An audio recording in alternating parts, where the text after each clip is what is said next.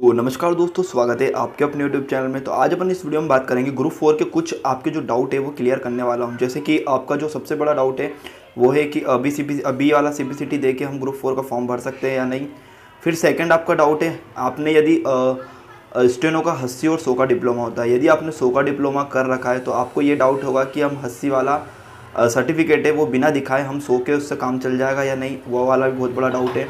तीसरा डाउट है कि आपने किसी भी जैसे अब बहुत सारा डाउट आपके मन में कन्फ्यूज़न हो जाता है कि आपने जो डीसीए पीजीडीसीए डिप्लोमा करा है वो आपने कहीं ऐसी संस्था से कर रखा है जो वहाँ पर वैलिड है या नहीं। वो भी आपका बहुत बड़ा डाउट है। और कुछ ऐसे डाउट है जो आप जो 12th या ग्रेजुएशन से भर रहे हो जिसमें लिखा है कंप्यूटर प्रचलन दक्षता, वो वाला डाउट भी आज मैं क्लियर करूंगा। तो वीडियो को पूरा एंड तक देखना। उससे पहले जो लोग चैनल पर नहीं आए चैनल को सब्सक्राइब कर लीजिए और बेल आइकन को प्रेस कर लिए ताकि आपको इस लेटेस्ट अपडेट्स और इस जानकारियाँ मिलती रहेगी। तो सबसे पहले बात करेंगे आपके प्रेफरेंस की। तो छोटा सा मैं बता देता हूँ एक मिनट में कि प्रेफरेंस आपको कैसे देनी है। यदि आपने स्टेनो और सीपीसीटी कर रखा है तो आपको जो प्रेफरेंस है वो इस प्रकार देनी है कि आपको देख लेना है सबसे पहले कि पे ग्रेड के हिसाब से यदि एक आधी पोस्ट पे 3600 पे ग्रेड है आपका शीघ्र लेखक का, तो सबसे पहले आपको फर्स्ट प्रायोरिटी पे शीघ्र लेखक को रखना है।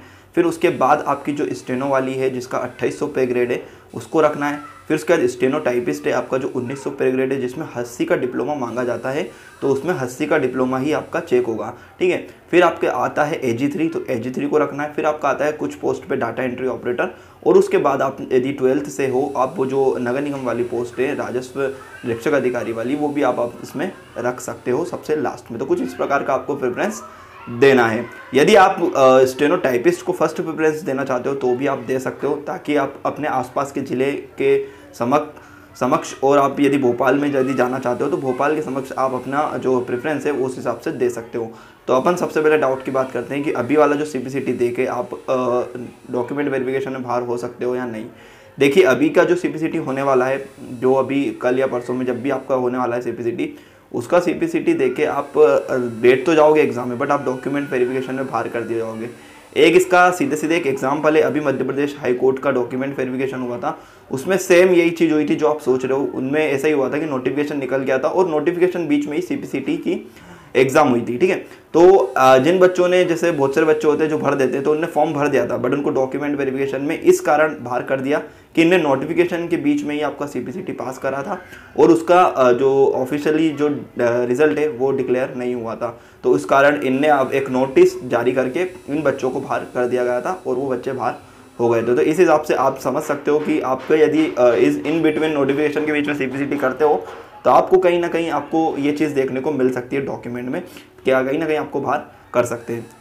फिर दूसरा आपका जो डाउट है, आप स्टेनो वालों का 100 और 80 शब्द प्रति मिनट डिक्टेशन वाला जो सर्टिफिकेट मिलता है उसका।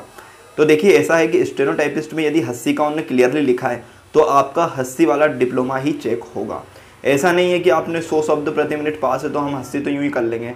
तो आपको जो कर तो लोगे आप, पर आपका जो लिखित में आपका जो सर्टिफिकेट होता है वो होना बहुत ही ज़रूरी है। तो आपका 80 मांगा है स्टेनो टाइपिस्ट में तो 80 का होना ज़रूरी है, और शीघ्र लेखक में 100 का मांगा है तो उसमें 100 का होना ज़रूरी है।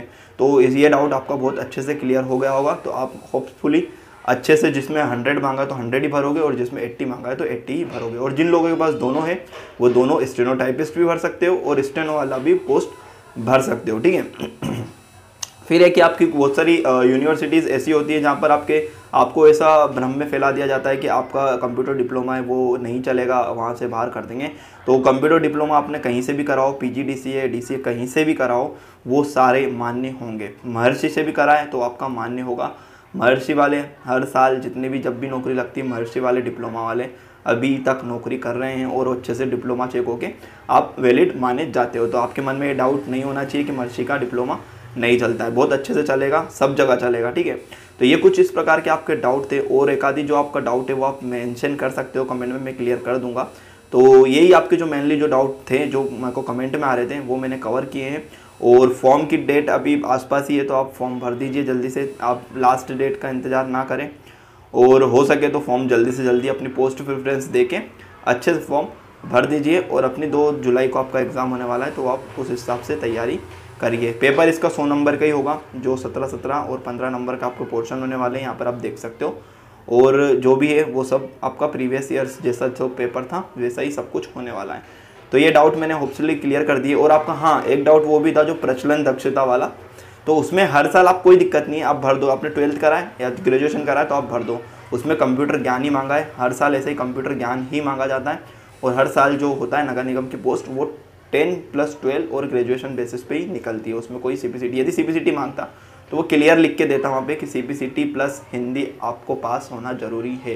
ठीक है, यहाँ पर बस कंप्यूटर का नॉलेज मांगा है तो आपको होगा तो आप भर सकते हो। उसका ये डाउट भी आपका मैंने क्लियर कर दिया। तो होपफुली आपको समझ में आ गई होगी चीज़ें समझ में आई तो वीडियो को लाइक कर दीजिए, चैनल को सब्सक्राइब कर दीजिए, अपने दोस्तों में ज़्यादा शेयर कर दिए। चलिए नए वीडियो मिलते हैं नए टॉपिक के साथ, तब तक के लिए जय हिंद, वंदे मातरम।